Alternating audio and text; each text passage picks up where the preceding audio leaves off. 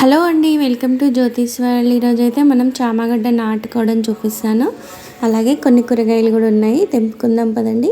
వీడియోని ఎక్కడ స్కిప్ చేయకుండా లాస్ట్ వరకు చూడండి. మీకు ఏదో ఒక టిప్ అయితే యూజ్ అవుతుంది. ప్రతి ఒక్కటి కూడా మీకు యూస్ఫుల్గా ఉండే వీడియోస్ పెడుతున్నాను. ఇప్పుడైతే మనము ప్రతి ఒక్కటి పండిస్తూ ఉన్నాం కదా, ఆకుకూరలు, పువ్వులు. ఇప్పుడైతే చామగడ్డని ఏ విధంగా నాటుకోవాలనేది చూపిస్తాను. చూసినట్టయితే దీనికి మట్టి మిశ్రమం తేమగా ఉండాలి. అప్పుడే ఈ గడ్డ మంచిగా ఊరి మనకి ఆకులైన బజ్జీలు, పప్పు ఇట్లా వాడుకోవచ్చు. ఇంకా గడ్డలు అయితే కర్రీగా చేసుకుంటాం కదా. ఇట్లా మనం ఈ గడ్డలని ఒక పక్కన వేసినా కానీ ఈ విధంగా చిగుళ్ళు అయితే వస్తాయి. నేను ఇవి మట్టిలో ఒక పక్కన వేసి నుండి ఇంకా అవి కూడా వస్తున్నాయి. మీకు ఇప్పుడు ఏ విధంగా నాటుకోవాలనేది చూపిస్తున్నాను. మనకి అట్లా మొలకలు రాకపోయినా కానీ మామూలుగా మనం మార్కెట్ నుంచి తెచ్చుకున్న చామగడ్డలు ఉంటాయి కదా, వీటిని ఇట్లా మట్టి ఎప్పుడైనా కంటైనర్ వెడల్పుది తీసుకోండి. నేను ఇది చిన్నది మీకు చూపించడానికని పెడుతున్నాను. ఆల్రెడీ మనకు 2-3 కంటైనర్లు ఉన్నాయి కదా. దీనికి ఒక 5-6 గంటలు ఉంటే సరిపోతుంది. ఎక్కువగా తేమ ఉంటేనే ఇది చాలా బాగా గడ్డ ఊరుతుంది.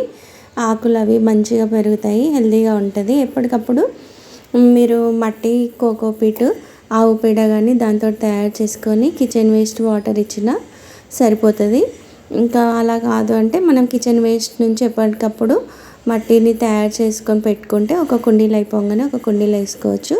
ఇట్లా చిన్న వాటికంటే కూడా వెడల్పు లాంటిది 100 రూపీస్ టబ్బు కానీ ఇట్లా 50 రూపీస్ టబ్బు దాంట్లో కానీ వేసుకుంటే చాలా బాగా అయితే రెడీ అవుతుంది. ఇప్పుడు ఇంకో దాంట్లో మనకు మొలకలు వచ్చినాయి, చూపిస్తా పదండి. ఇవైతే ఇట్లా ఈజీగా అయితే చామగడ్డని మనం పెంచడం చాలా ఈజీ. ఇది కొంచెం చెట్ల మధ్యలో నీడలో ఉండేట్టు చూసుకుంటే తొందరగా మొలకొస్తాయి. ఈ వర్షాకాలం ఇంకా త్వరగా వస్తాయి. మనం ఇది నాటుకున్నాక ఒక 6 నెలల తర్వాత అయితే దీన్ని తీసుకోవచ్చు. గడ్డ లోపలగా ఉంటుంది కాబట్టి పైన ఆకులు పండిపోయినట్టుంటే మనకు ఇది రెడీ అయినట్టు అర్థమవుతుంది. ఇప్పుడైతే ఈ బెండకాయలను అయితే తెంపుకుందాము. బెండకాయలు చాలా బాగా వస్తున్నాయి. వీటిని 2 రోజులకు ఒక్కసారి వస్తాయి. మనకి మొక్క మీద కాయలు స్టార్ట్ అయిపోగానే చూడండి, పక్క నుంచి చిన్న చిన్నగా ఉన్నాయి కదా, మీరు సెకండ్ డేకి చూడండి ఇవన్నీ కూడా రెడీ అయిపోతాయి. అవి రెడీ అయ్యే వరకు ఇవన్నీ ఉంచకండి, మళ్ళీ ఇవి ముదిరిపోతే కూరలకు వాడుకోకుండా అయిపోతాయి. కాబట్టి ఇవి తీసేసుకొని మనం ఒక పక్కన పెట్టినాం అనుకోండి ఫ్రిడ్జ్లో, మనకి అవి కూడా రెడీ అయిపోతాయి. ఇట్లా ఒక 3 రోజులకి మనకి కూరకు సరిపడినంత బెండకాయలు అయితే వస్తాయి. ఇప్పుడైతే ఇవి కూడా తెంపుకుందాము మనము. వీటికి వచ్చే పచ్చదోమ, తెల్ల పురుగు లాంటి వాటికి ఎప్పటికప్పుడు చీమలు కూడా ఎక్కువ పడుతుంటాయి బెండకాయలకి.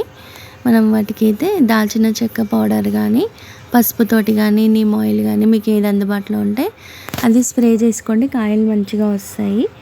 ఇంక ఇదైతే మనకి అయిపోనికి వచ్చిందండి లాస్ట్.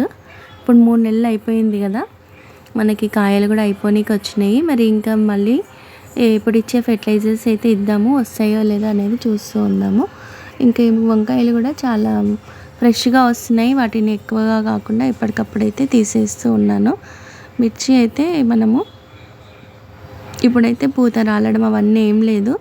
నేను వీటికి అన్నింటికీ కూడా పెస్ట్ వచ్చే వరకు చూడకుండా 10-15 రోజులకు ఒక్కసారి మన ఇంట్లో వచ్చే వ్యర్థ పదార్థాలతోటి ఏదో ఒకటి కంపోస్ట్గా మార్చి మట్టిలో కానీ లేకపోతే స్ప్రేగా చేయడం కానీ చేస్తూ ఉన్నాను. మీకు చూసినట్టయితే కూరగాయలు కూడా అంత హెల్తీగా ఉన్నాయి చూడండి. మొక్కలు కూడా చాలా పచ్చగా ఉండడానికి ఇదే కారణం అన్నమాట. మనం ఇట్లా ఈజీగా లో మెయింటెనెన్స్ తోటి మనకు కావాల్సింది ఓపిక ఒకటే అండి. మనము ప్రతిదీ కూడా కొనుక్కోకుండానే ఇట్లా ఈజీగా అయితే ఈ కూరగాయలను కూడా పండించుకుంటున్నాము. ఇప్పుడు ఈ మిర్చి అయిపోతుంది అన్నప్పుడు మరో దిక్కు ఇంకొక కంటైనర్లో మనము ఎండిపోయిన మిర్చిని నారుగా వేసుకొని నారు పోసుకుంటే మళ్ళీ ఇంకో కంటైనర్లో వేసుకోవచ్చు. ఇదండి ఈరోజు ఈ కూరగాయలు. ఇప్పుడైతే కొన్ని పువ్వులు కూడా ఉన్నాయి, తెంపుకుందాం పదండి. వీటికైతే ఇప్పటికి ఇవి గొంగళ పురుగులు అలాంటివి అయితే ఎక్కువ వస్తున్నాయి. వాటిని ఎప్పటికప్పుడు చూసుకొని తీసేసి మనము ఈ పువ్వులు తెంపుకున్నాక కూడా ఇవి కాయలుగా ఉంటాయి కదా, ఈ కాయలను కూడా ఎప్పటికప్పుడు తీసేస్తే మనకి అక్కడి నుంచి ఒక్క కొమ్మ దగ్గర నుంచి 2 చిగుళ్ళుగా మారి మనకి ఎక్కువ కొమ్మలు ఎక్కువగా వచ్చి పువ్వులు ఎక్కువగా వచ్చే అవకాశం ఉంటుంది. దీనికి మాత్రం గంజి దావనం కానీ ఏదైనా బియ్యం కడిగిన వాటర్ కానీ ఇస్తూనే మనం అప్పుడప్పుడు మన ఆవు ఎరువు కానీ ఏదైనా ఇస్తే ఇంత బాగా అయితే పువ్వులను కూడా మనము తెంపుకోవచ్చండి. చూడండి ఎంత బాగా పువ్వులు ఇవన్నీ తీసేసుకుంటూ ఉన్నామనుకోండి, మనం తీసేయకపోయినా కింద రాలిపోతే మళ్ళీ మొగ్గలకి ఈ మళ్ళీ మనం ఇచ్చేట్లు పోషకాలు అయితే ఇస్తూ ఉండాలి.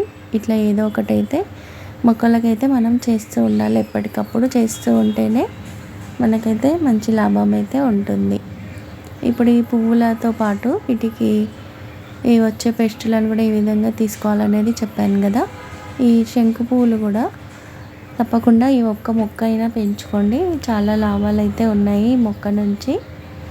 మీకు టీ చేసుకోవడము, వీటి నుంచి వచ్చే లాభాలు ఇవన్నీ కూడా చెప్పాను కదా. చాలా హెల్త్ బెనిఫిట్స్ ఉన్నాయి.